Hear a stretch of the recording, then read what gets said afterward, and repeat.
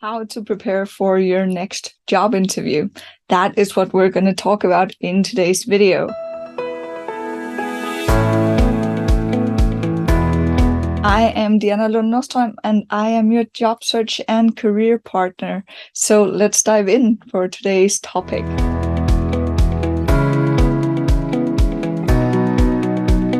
Number one is, what kind of interview is this? Because your preparation depends on knowing, of course, what kind of interview it is, but also kind of setting you up in the right mindset in terms of what kind of interview is this. It can be an online interview, a phone interview. It can be an in-person interview, of course. It could be an assessment. It can be a case interview. First interview, second interview, even third interview, maybe. So what kind of interview is it that you have to set yourself up for and have to prepare for? Just for a start, being aware of this will help you a lot in figuring out, okay, so do I train on where to look in the camera, or do I more train on how to focus on different people in the setting? And if you're at an online interview, if it's an online interview, you maybe don't need to wear pants. I do encourage you to do that because you might need to get up during the interview for one reason or another. So it would look kind of stupid if you're there in your underwear. So be sure to still dress up for the part. The second part you need to prepare for your interview is researching. So researching the company, the position, and the people who are going to be at the interview. The company and the position you already researched, I hope, before sending your application. So that's an easy one. You just need to kind of read up on the research you already did, and maybe Google that something new happened, look on the website, is there anything new and interesting going on there? And then the third thing in this is the people. Who is going to be at the interview? Usually there's somewhere between 1 and 6 or 7 people there, depending on if it's a private or a public place that you're interviewing for, and also depending on the level you're interviewing for. So the higher the level, the more people are usually in the room with you when you're interviewing. And also usually there's fewer people in the room when it's a private company versus a public company. So make sure to look all of the people up on LinkedIn. Make sure to ask, by the way, when they call and invite you, ask who's going to be at the interview. Get the names of the people who are going to be there, because they can research you. So it's fair enough that you can also research them. So ask who's going to be there. If you get invited via email and they don't automatically tell you, then write an email back to them saying, thank you, I would love to get the interview. Could you please tell me who is going to be at that interview? And then you do your research on these people, because then you are more well prepared to get in there. You know if there's any commonalities. If you have something in common with the people who are in the room with you, or if there's something that's like, ooh, this is so not something I want to get into because I disagree with that opinion or that opinion. So you get this idea of what is it that is important to you in terms of the people you're meeting beforehand. So research the people as well. You also want to prepare for the questions you might be asked at that interview, because the more you can be prepared for these questions, the easier they're going to be for you to answer in the interview. Look at what kind of questions have you been asked before and maybe prep for them, because sometimes you get in this awkward situation of not really knowing what to answer, which can be, it's fine to actually stop and think. And a very important thing here is also, it's okay to say, I'm sorry, I'm not sure I quite understand what you're saying, so I want to make sure, is this what you're asking me? Or could you please rephrase that question, because I want to make certain that I'm answering what you're actually asking me. Here are some of the questions that you might be asked. You can also go into the description. I have an article on more questions that you can prepare for, but here are a couple of questions. So the first one could be, tell us a little bit about yourself. Remember that this is yourself in relation to the company and the position. It's not, hey, I have a dog, hey, I have blah, blah, blah. It is in relation to the value you can bring the company. Important. Another one could be, what was your previous boss like? Make sure that you answer this carefully, because never badmouth a former boss or manager, because that makes them think, oh, what is she or he going to say about me or about us in a different situation? So make sure really that you are talking in positive tones. A question leading from that might be, okay, so what was your challenges, or what did you get from that? Or you could answer the question along the lines of, so my former boss had this kind of management style. I work better with this management style, or I loved this specific part of that. So keep it in the positive and keep it in what is it that creates you value, that lifts you up as an employee in terms of the management style. Did you ever have a major mishap at work? Could also be a question. So really, again, think on how to answer this, because you want it to be something that's like, you want to be honest, but you also want it not to be something that will put you in a bad light in terms of the position that you're applying for right now. The last question I want to give you here is, so what is the last book that you read? Could also be a question. And of course, make sure to actually answer it truthfully. And you could always say, if the last book you read was a fiction book, you could always say, well, the last non-fiction book I read was this, which was really interesting in terms of this and this. And then I also read a lot in my spare time with fiction books, which was this one, which was really, really interesting. As mentioned, I will put a link in the description where you can get more questions to prepare for your next interview. So number 4 is the questions that you want to ask at the interview. One thing is that they ask you questions, but you also have to ask questions. Their last questions would usually be, do you have any more questions? And here the answer is, no matter what, a yes. Because saying no, even though you've gotten a lot of great information from the interview itself, then you really, really need to say yes and have some questions, because it shows interest. If you say no, you're going to be seen as someone who's less interested in the position and the job.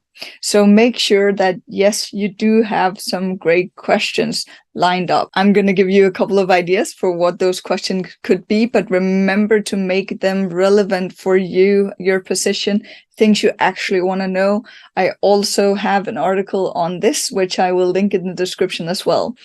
But the first question I want to share with you is, you could ask about the onboarding process. So what would the onboarding process be like if I get the job, or even more bold, when I get the job? So we are very loose, or not loose, but it's okay to have a bit of a like saying when instead of if, be more assertive about you're actually getting the job. That's okay in Denmark. So when you ask this kind of way, they might not necessarily actually notice it, but it gives this idea that you're very certain that you're going to get the job, and that you are going to that you have that energy around you, that you're actually pretty sure you're going to get this job.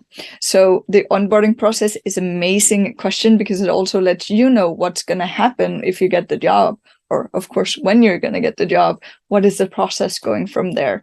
And that also leads into, of course, the very last question would be, so what is the process going from here?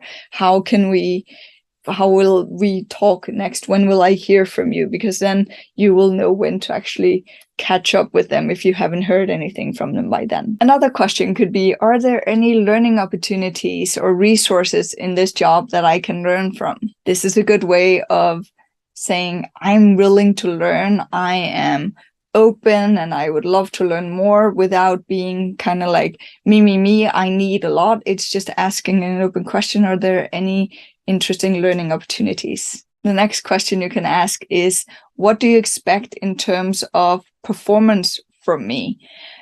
This could be so that you know kind of what's expected from you, and also asking to, how is this measured? So one is what are they expecting, but how do they measure it? Because if you are valuing other things, then this is important for you to know. And the last thing I want to give you in terms of these types of questions are, what makes people stay with this company. So have them talk about the things that they value about the company. We always want to leave them with a positive feeling. So we're assuming, since they're there, that they have a positive feeling about the company. So actually leaving them with a question with positive feelings will make them remember you in a better light. The next thing is what to wear. So one of the questions I get asked a lot is, how do I make sure that I don't underdress or overdress for the interview? And one of the best ways to figure this out is to actually go into the company website and look at what kind of pictures do they have of their employees. Are there any pictures of them in suits and like really dressed up, or is it more loosely with jeans and a t-shirt, and then match that kind of dress code? Because even if they're very, very dressed up, and when you get there, it's not quite that dressed up, then it's still what they want to portray to the world, that's how they see themselves, and that is what you want to talk into. So that's why you want to dress like they are dressed on their company website. Another thing is, of course, make sure that your dress is nice, newly ironed, no spots or anything on them. And I know that shouldn't be something to mention, but I promise you that there are people showing up with spots on their clothes, or like just, yeah. And remember to shower before the interview. Again, should be a no-brainer, but apparently it is not always so. So just normal decency in terms of hygiene. So yeah, that is what you need to be aware of in terms of what you're wearing and what you look like, your appearance at the job interview. Before jumping to the sixth thing you need to do to prep for your job interview, I would love to ask you to please share these videos if you know of anyone else who is looking for a new job, whether they are already in a job or they are just without a job right now. This video might be a help. And then of course also like and subscribe. It helps a lot with getting the videos out to new people. So I really appreciate that. Going for number 6 is what to bring to the interview. So first off, of course, bring pen and paper so you can take notes. It's really important. It's a good way of showing interest and that you really want to remember what they're telling you. So even if you're the kind of person who's like, I can remember everything in terms of what they're saying anyways, I would still bring pen and paper and take some notes, because again, it's the signal it sends more than it's what you actually need to do for you. So depending on who you are, of course, and how you remember things, I would still very much recommend pen and paper for you to bring to the interview. Other than that, also bring a printed copy of your CV, your resume, the job ad. And if you know me, you know that the job ad in this case is kind of a little Bible where you have all the notes on from when you actually sent your material in to the company. So you will also have that in terms of a guidance for you if there's any questions you want to ask in the job interview. And that leads me to the last thing in terms of what to bring. That is, of course, the questions you've prepared and your notes on the answers to what their questions might be at the interview.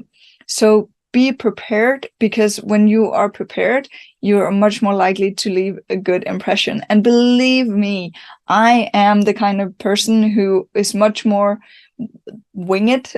And I love winging things. So if I have kind of a base outline, then I'm like, yeah, I'm going to be talking about this, and amazing, I'm just going to do this.